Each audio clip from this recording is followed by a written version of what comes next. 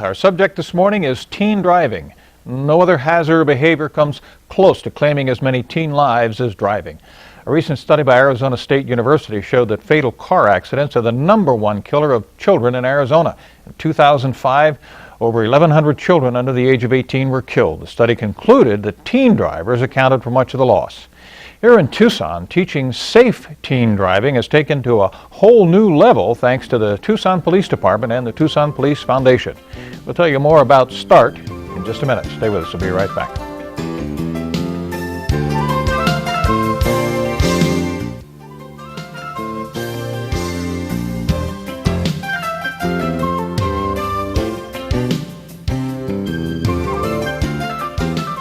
Welcome back. More than 100 teenagers died in Pima County car crashes between 1994 and 2004, according to the Highway Traffic Safety Administration.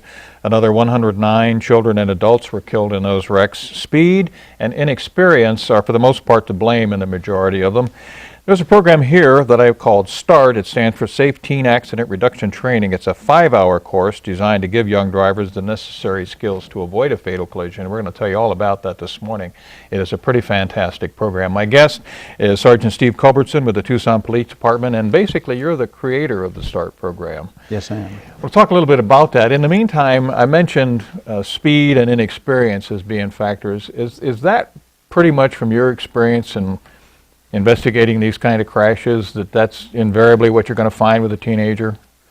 In a lot of cases, yes. The speed is definitely a factor, but the inexperience, I think, is the major factor in a lot of those. We have a lot of teen fatalities that actually speed wasn't involved in, but the inexperience, not knowing how to get into the situation that they got into, or avoiding that situation, is a lot of times the real determining cause.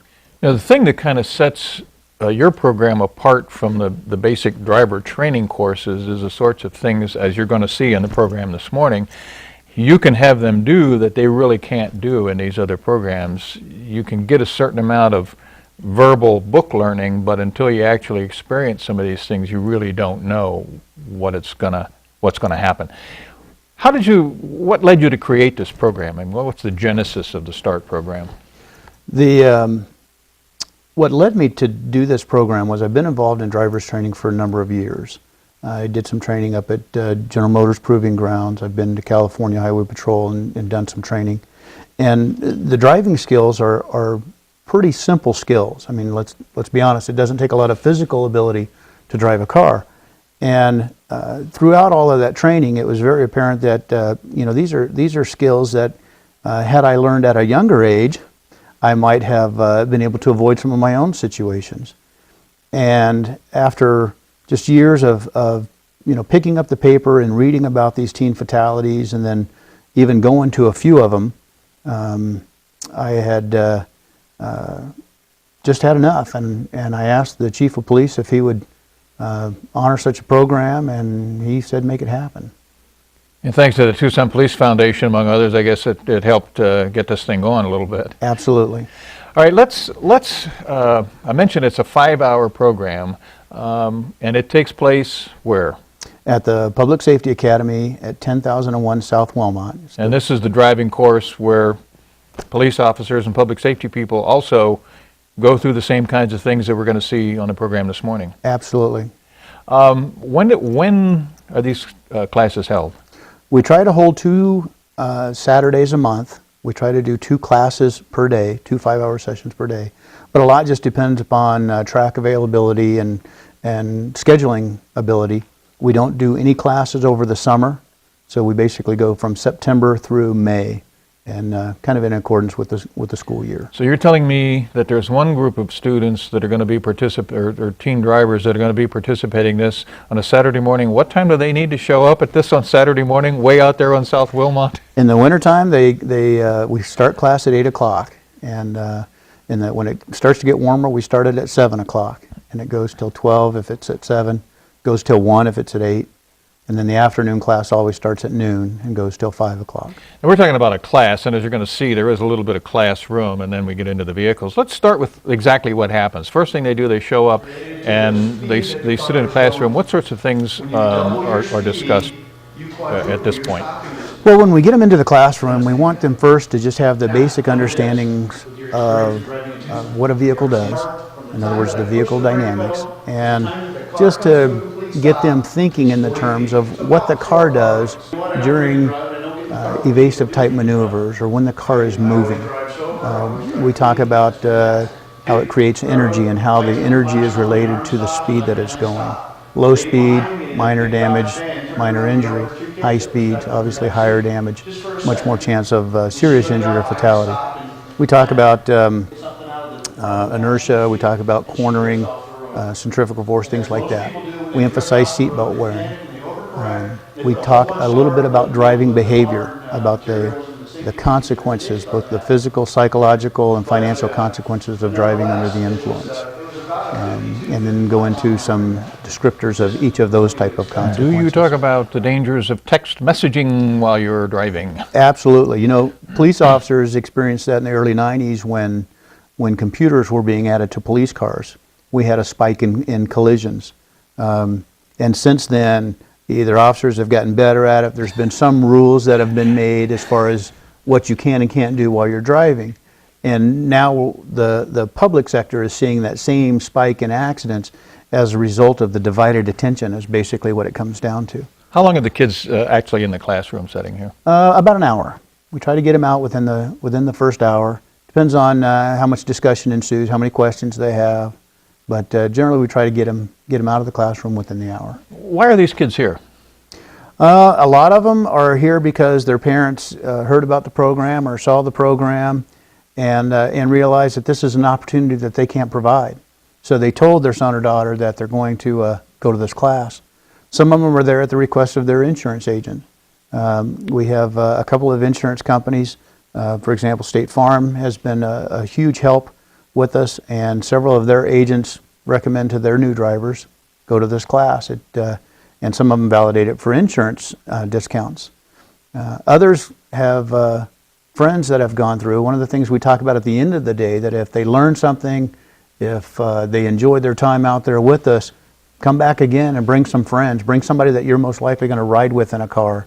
You know, we've had siblings come in from colleges after the younger one has gone through while in high school. We've had them fly in and take the course because they really feel that it's valuable. As you'll see when we come back, there is a fun element to the actual driving aspect of this program, but there is also some stuff that is pretty dramatically demonstrated to these kids. You'll see that in just a minute. Stay with us. We'll be right back.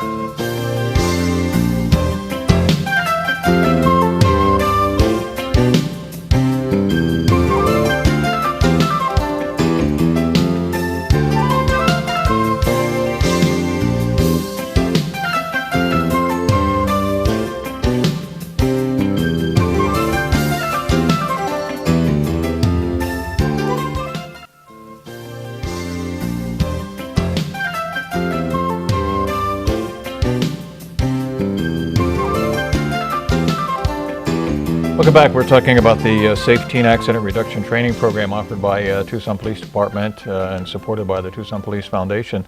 And this is a time of year where I think a lot of kids are turning from 15 to 16, and after the first of the year, there's probably going to be a spike in new drivers on the roadway, and this program certainly would be something for them. We talked about the classroom. Now we actually go out on the course, and there are several different aspects that we go through. Let's start with skid training. What happens here? What are you focusing on, and what are we seeing these kids doing? Well, a couple of things with the skid recovery, or the skid control, if you want to call it. We have a polished concrete skid pad, which gives us a reduced traction surface out there. I try to emphasize to kids that, you know, when the traction is reduced, you have to change your driving style. We talk to them about driving on dirt roads, for example, and all of them will say, yeah, I slow down, I don't brake as fast, I don't accelerate. And the fact is that wet roads have about the same amount of traction as a dirt road does, and so they need to modify their driving style. The skid recovery that we do is very slow speed. We purposely put them into an induced skid where they lose control of, you know, basically a 4,000, 4,500 pound car, Yeah, they're driving police cars So- in this particular instance. Yep, the rear-wheel drive vehicles help out in that to help illustrate to them. And it also, a lot of them have never experienced what it's like to lose control, that helpless feeling. And that's a great opportunity for them to be in a car that's spinning out of control in a very controlled environment where it's not going to harm them or harm their vehicle. Now, what are they trying to do here? Because you see the cones, and it appears that there's some sort of designated route they're supposed to take, and yet they're going all over the place. What are they trying to do? Well, the first part of that exercise is to induce the skid, which you have to do that in order to teach them how to get out of it. Once they experience the skid, what you're basically talking to them about is staying off the brakes, for example. You don't want to hit the brakes because you've got that reduced traction, so you don't want to hit the brake. You don't want to hit the accelerator because the same reason, you're going to spin the back tires, you're going to add to the skidding problem. A big part of skid recovery is where you look. And it's one of those things where if, for example, if you're riding a bicycle, I always use this analogy in class, when people are learning to ride a bike and they're headed towards the mailbox, they focus on the mailbox and, bam, they run right into it. Driving a car is no different. I mean, you've been told since you were a little kid, watch where you're going. So you look for the escape route, you look further down the road, don't look at the obstacles or the hazards, because if you focus on those, your mind is going to tell your hands to steer in that direction. So a big part of that is look at where you want to go, look at the safe avenue, and your mind will tell your hands how much to put into it or how much to take out of it based upon what it's perceiving and what your body's doing and everything else. How fast are they actually going here? The difference between control and skid is about 2 miles an hour difference, and we start them at about 15. They go up to about 17 or 18, and by the time they're at 20 or 21 miles an hour, they are sliding sideways. It really doesn't take that much speed. And how many kids are in the vehicle? Some of them are passengers. Every kid gets to drive. Right.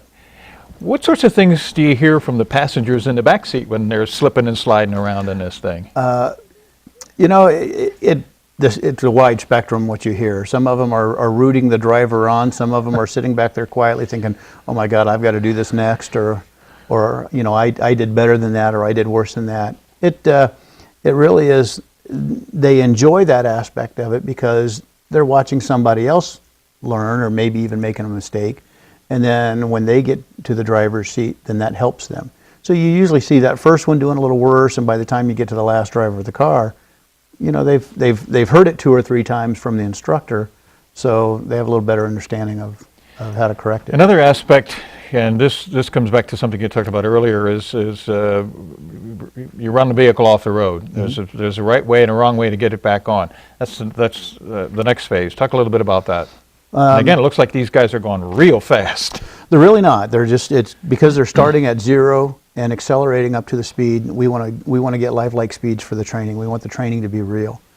Off-road recovery is the single most common cause of single vehicle rollovers and fatalities. In a lot of these cases, we see that, especially in these teen cases, where it's a single vehicle accident, they ran off the road. Yes, sometimes speed is a factor, but even at speeds, you can recover the road properly. What we want to teach them to do is how to get back on the road, regardless of whether they did evasive and swerved off the road intentionally, whether they passed somebody on the right shoulder, as a lot of cases may be.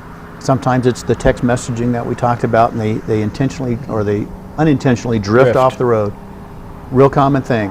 Overcorrect coming back onto the road sends you either across the lane of traffic or into the oncoming lane of traffic. Again, your mind tells your hands, got to get back over. So you put a whole bunch of steering back in. Those forces act on the vehicle to cause it to slide, and if it slides off the road, it can roll like it does in many cases. So what are you telling the kids? What's the right way? What do they learn here? Well, what they're learning is not to overreact when that situation happens, and that's what kills so many people basically, is they overreact whether they go off the road or they have a blowout. And what we're doing is we're teaching them a very simple technique to get off the road, to stabilize the vehicle, get it going in a straight line, and then whether it's 2 wheels off or 4 wheels off, how to recover it. You put about a quarter turn of steering in so that when the tires make contact with the edge of the road, it's all tread. It's not sidewall, which is the weak part of the tire. It's all tread, which is where you're going to have your most support. As soon as the tread makes contact with the road, you will feel that, you will see that. you turn about a quarter back in the other direction, and that will bring the car back into your lane and stabilize it. Depending on the speed and how much the car is sliding, you may have to give it just a little bit of a counter steer to correct it, but overall they see that, my gosh, this is the simplest technique to recover the road. But unfortunately, because it's you hit never on taught, something I think very important too, is they feel it. Oh, yeah. They experience, they know it, and hopefully will remember it if they get into that sort of a situation.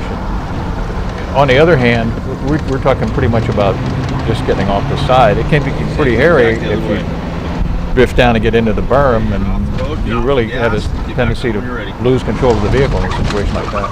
Absolutely.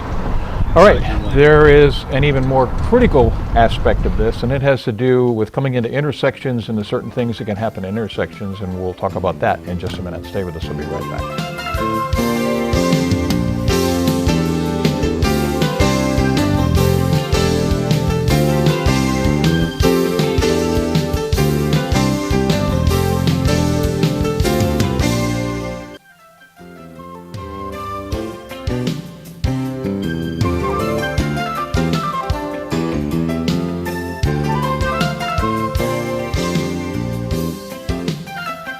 Here's a great gift idea for your teenager. Give them a one-way ticket to the Tucson Police Department Safe Teen Accident Reduction Training Program to start off the new year, and maybe things will be a little safer for them. We've been going through the course in our discussion this morning.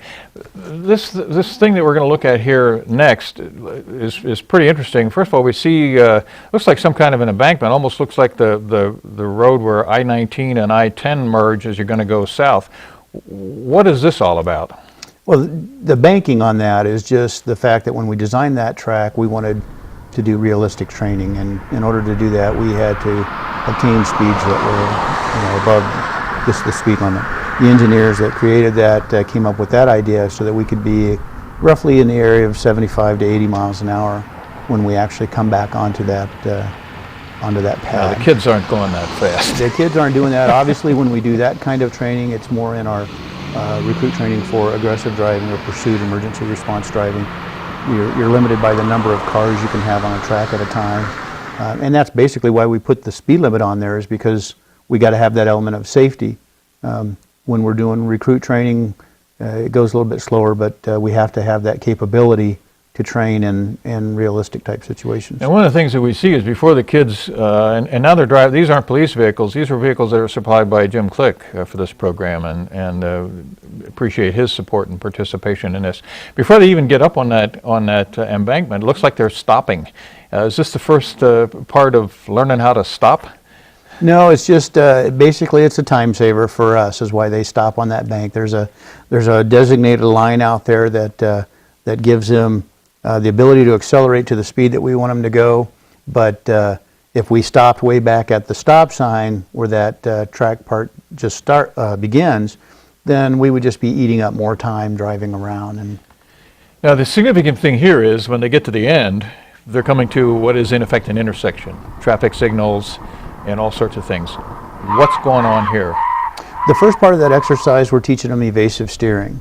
We're teaching them basically that it's quicker and easier to avoid an obstacle or hazard than it is to panic, hit the brakes, and slide into whatever it is that you want to avoid. So we're just saying basically steer, don't brake, so that they learn that they can just move around something.